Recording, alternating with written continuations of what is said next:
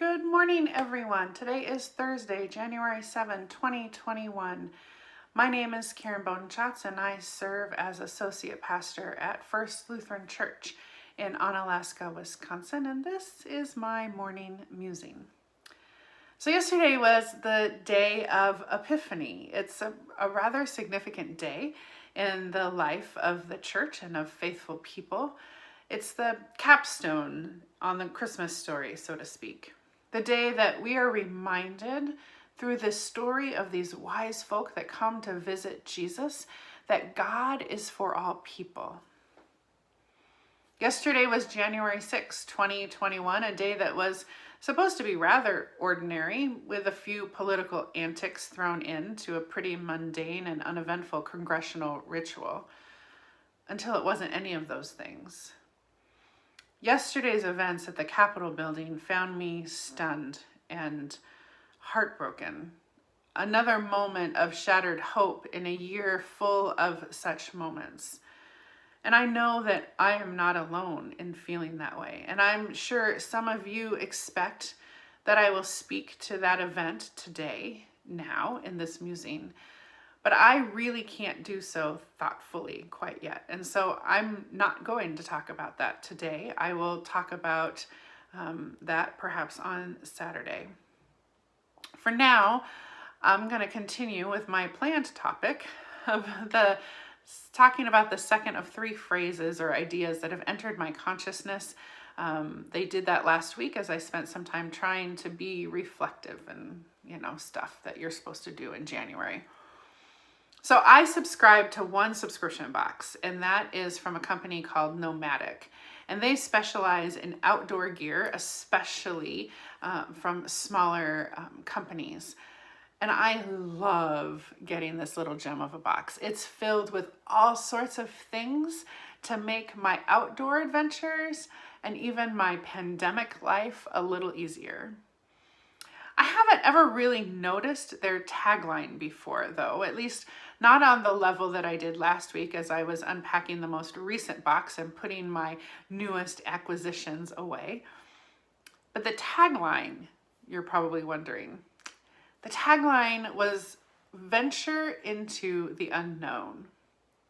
And I don't know why seeing that made me stop and look again at the bottom part of the lid, which is maybe why I've never really noticed it there, and wonder at this saying, venture into the unknown.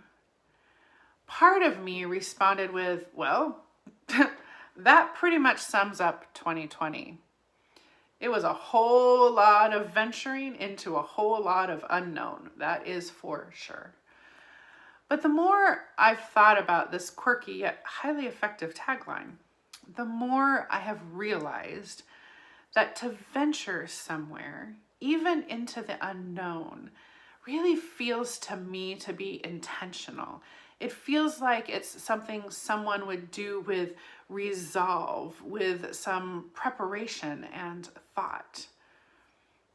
It turns out that the definition of venture, both the noun and the verb, does indeed support this thought. A venture, which is related to, but not the same as adventure, come to find out, means to dare to do something or go somewhere that may be dangerous or unpleasant, to proceed, especially in the face of danger, or a risk or daring journey or undertaking. I think as this continues to move around my heart and soul, that as I think about the coming year, I'm beginning to get the sense that the Holy Spirit may be challenging many of us to venture into the unknown in new ways this year. That the Holy Spirit perhaps is going to ask us to go to places where we are uncomfortable, where we encounter unpleasant things, which may or may not be things about our own selves, and that perhaps an element of danger will be present.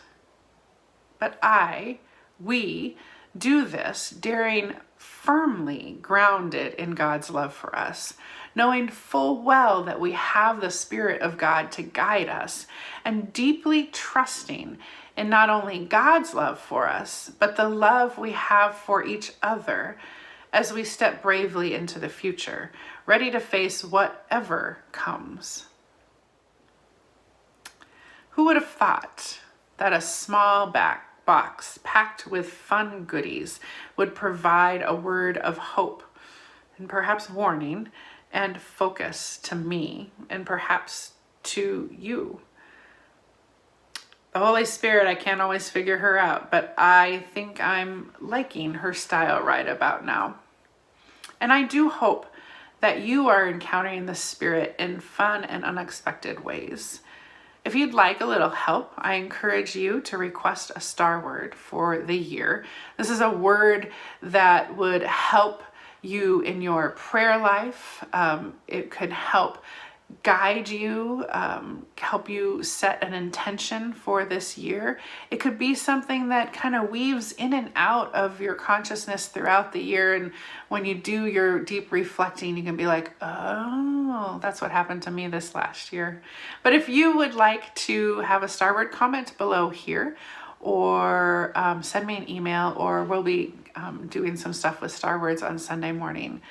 Until then, be well, be kind, for Christ is with you.